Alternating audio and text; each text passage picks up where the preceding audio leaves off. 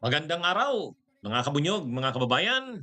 Ah, Pag-usapan natin itong Pro Sara Rally sa Metro Manila.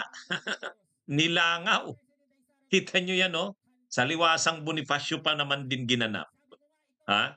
Ang plano sana nito, mga kabunyog, mga kababayan, ang plano sana ay parang i-duplicate, gayahin yung rally doon sa doon sa Davao City. Alam naman natin na nagkaroon ng rally January 28 yata yung rally sa Davao City. At doon, nagtipo ng maraming supporters ang mga Duterte. Siyempre, baluarte nila ang Davao.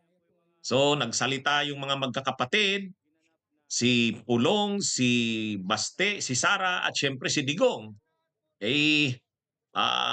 Yung mga supporters naman ni Sara sa Metro Manila, gustong gayahin din. Ipakita rin na protect Sara. Ewan ko kung saan nila po protektahan si Sara. Mas marami yung langaw sa tao. Al- Alam niyo minsan, natutuwa ako sa mga comments ng mga viewers natin eh. Ayan ang tinding panawagan yan. Lahat daw ng mga supporters o naniniwala kay Vice President Sara Duterte, protektahan natin siya sa mga pang-aatake sa kanya. Kaya pinapanawagan daw yung organizers niyan. Pinapanawagan daw nila kung talagang mahal nila ang Vice Presidente, pumunta daw sila sa Liwasang Bonifacio. Ipakita ang pwersa ng mga sumusuporta kay Sara. Ang problema, nag-post pa sila ng ganyan.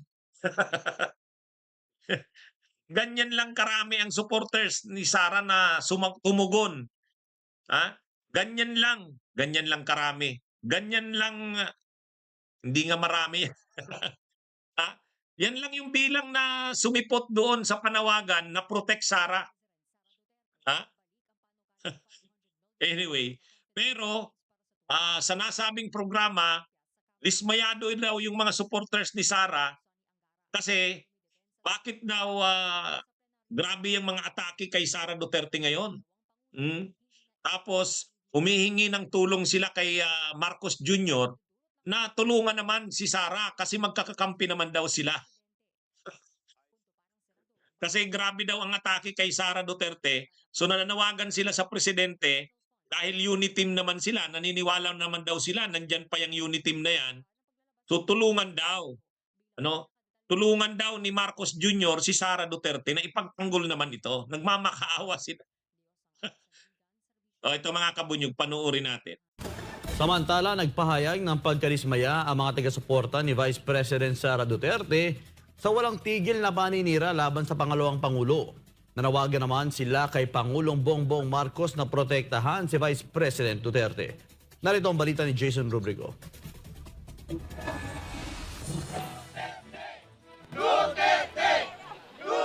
Hindi nagdalawang isip ang senior citizen na si Aling Eutropia na sumali sa pagtitipon ng mga taga-suporta ni Vice President Sara Duterte sa Liwasang Bonifacio sa Maynila nitong Sabado ng gabi. Sabi ni Aling Eutropia, nakakadismaya ang patuloy na atake kay Vice President Duterte, gayong ginagawa naman ito ang kanyang trabaho. Susuporta po kami kay Vice President Sara Duterte. Kasi sa mga ginagawa po nilang paninira, bakit hindi po nila tingnan ang mga ginagawa? Nasasaktan po kami dahil hindi po nila dapat siraan. Nalaawa na ho ako sa kanya.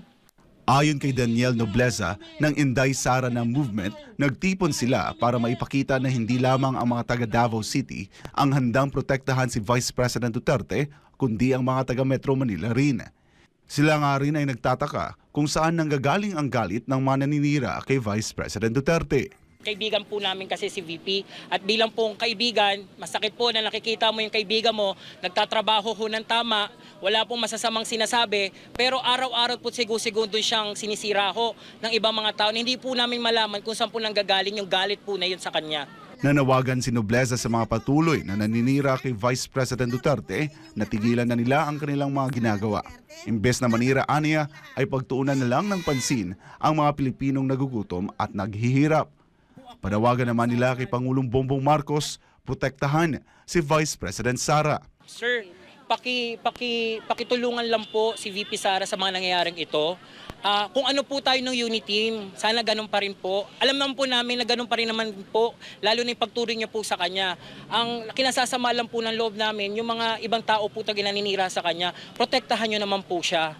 Kung magpapatuloy nga raw ang mga paninira laban sa pangalawang Pangulo, ay hindi raw sila titigil sa pagpahayag ng kanilang suporta kay Vice President Sara. Yan. Yan mga kabunyog.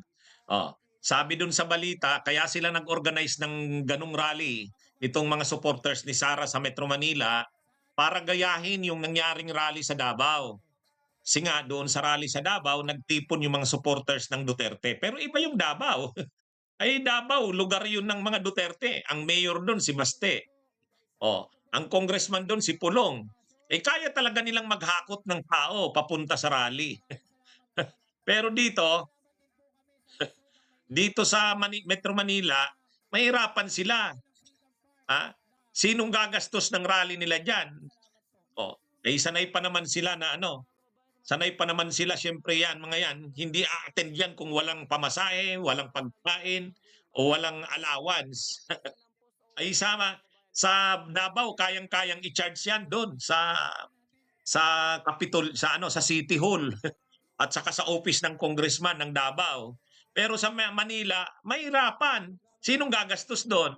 Sinong alyado ng ni Sara Duterte sa Metro Manila? Ay mahirap. Kaya ganyan yan. So yan ang nangyari. Tingnan nyo yung bilang ng umattend. Ayan na. Nakakahiya. Yan ba yung panawagan nila na kumilos ang napakaraming supporters ni Sara, magpakita ng pwersa? Unang-una, yung sinasabi nung nagsasalita, tigilan na daw ang paninira kay Sara Duterte. Unang-una, kung tayo, sa insurekto, sa bunyog, hindi naman personal ang mga komentaryo natin kay Sara Duterte. Sila siguro na mga DDS at saka mga BBM. Nag-aaway-away sila. Yun, siguro sila, personal. Pero si insurekto, si Atty. Ricky Tumutorgo, ang bunyog, nagkukomentaryo tayo, hindi personal.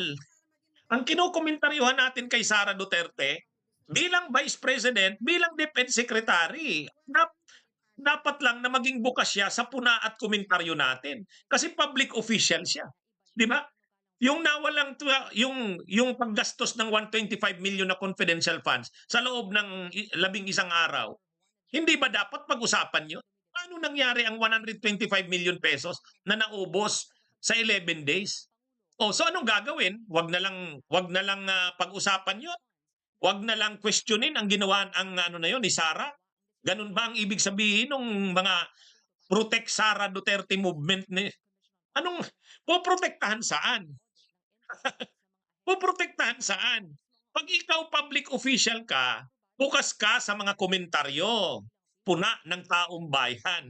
Kasi yung pagkakaupo mo sa pwesto, hiram mo yan sa taong bayan. So bakit? Anong ibig sabihin nila? Kahit na ganun ang ginagawa ni Sara na 125 million inubos sa 11 days, okay lang yon. Huwag na tayo magsalita. O ganun ba ang ibig sabihin? Hindi natin maintindihan. Kung kayo na mga maka-Marcos at maka-Duterte, personalan ang away nyo, kami, ang bunyog, ang insurekto, ang Atty. Ricky Tumutorgo, wala, hindi namin pinipersonal si Sara Duterte. Pinupuna namin ang mali. Kahit naman si Marcos kung mali kahit naman si Romualdez kung mali, pinupuna namin Kung tama naman, di suportahan natin. 'Di ba? Ganun tayo. Hindi tayo dito panatiko. Kasi ang tono nung nagsasalita kanina, pinipersonal daw si Sara. 'Di ba? Yung hindi pagsasalita ni Sara sa ginagawa ng China sa atin. 'Di ba dapat komentaryuhan 'yon kasi Vice President siya. Tapos ang nangyari maka-China. 'Di ba? Kaya misplaced yung mga argumento nung nagsasalita kanina na bakit daw pinipersonal si Sara Duterte? Ewan ko. Wala tayong pamimersonal dito. Sila siguro na mga DDS at maka-Marcos. nag-aaway sila personal. Pero sa atin sa Bunyog, may paninindigan ng Bunyog. Ang Attorney Enzo Recto, ang Attorney Ricky Tumutorgo, may paninindigan. Pinupuna natin si Sara sa mga public acts niya. Yung mga public acts niya. Wala tayong pakialam sa personal na buhay niya. Bakit? Ginagawa ba nating topic ang personal na buhay ni Sara? Yung kanyang anak, asawa, pamilya? Wala. Hindi yun. Hindi yun. Ang pinupuna natin sa kanya, yung mga official acts niya, yung mga gawa niya bilang public official. Tama lang yun. Di ba? O, ano yan eh? So anong gagawin natin? Hayaan lang si Sara sa mga pinagagawa niya. O, tulad ng paggastos ng confidential funds na 125 million in 11 days, okay lang yun. Okay lang yun. Oh, hindi naman kwento, hindi naman ano yun Hindi naman marites yun, totoo naman. Inamin naman nila. May records naman, may inamin naman nila Sara na talagang ginastos nila yung 125 million. Ang sabi nga lang ni Sara, hindi 11 days, 19 days. Ay kahit pa 19 days siya, mauubos mo ang 125 million in 19 days. Di ba? Oo. Kaya yung mga supporters na yun ni Sara na parang sinasabing pinipersonal daw ang vice presidente. Kayo na mga nakakakilala sa akin sa Attorney Enzo, kayo na mga avid followers ko, hindi naman tayo hindi naman tayo panatiko. Bakit? Ano ba tayo? Nagko-komentaryo ba tayo kay Sara dahil pabor tayo kay Romualdez at kay Marcos? Hindi Kung maganda ang ginagawa ni Romualdez at ni Marcos, okay tayo. Kung hindi maganda, pinupuna din naman natin eh. Ganyan talaga dapat tayo. Ganyan ang dapat. Kung tama, purihin, suportahan. Kung mali, komentaryuhan, punahin. O, di ba? Ganun tayo dito sa Attorney Ricky Tumutorgo. Kaya mali yung sinasabing, bakit daw pinipersonal ang vice presidente? Lahat na lang daw ng gawa nito ay kinukomentaryuhan natin. Hindi tayo ganun. Kayo siguro na mga maka-Marcos at maka-Duterte. Yun. Okay. So yan mga kabunyog ang ating komentaryo dito po sa ginanap na pro-Sara rally sa Metro Manila na panawagan sana ng mga organizers pagpapakita daw ng pwersa para protektahan si Sara sa mga umaatake dito. Pero yun na nga, yung sinasabing malawakang rally, yan, nilangaw. Nakakahiya tuloy. Nakakahiya tuloy yan kay Sara Duterte. Okay, mga kabunyog, mga kababayan, mabuhay po tayo. Bunyog, bunyog, halikan na kasama ka.